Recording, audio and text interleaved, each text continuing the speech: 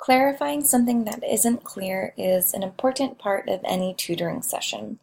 When working with students and helping them to gain new skills, a tutor should stop at various points and ask various clarifying questions to be able to gauge if a student is following the tutor and the material being covered or not. So let's look at an example. Here we have Amanda as our tutor and Rebecca or Becca as our tutee or learner.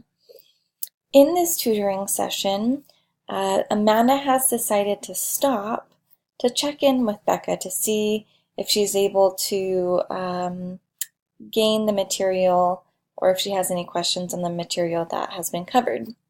So one question Amanda could ask is, do you understand this?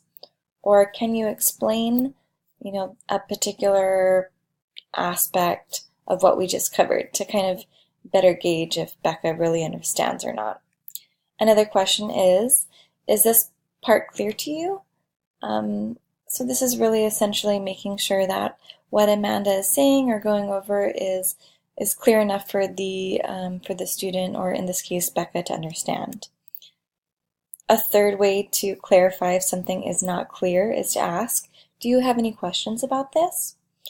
So these three different types of questions I think are really helpful in clarifying if something is unclear or not to the student.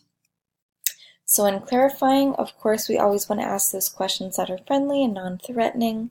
We don't want to overload the student with too many questions, and we always want to utilize encouragement or positive reinforcement after the response to let the student know that it's okay if they're not understanding it, or if it's okay if how the tutor is explaining something isn't clear. So that kind of really tells us if we need to make any changes or not in our tutoring.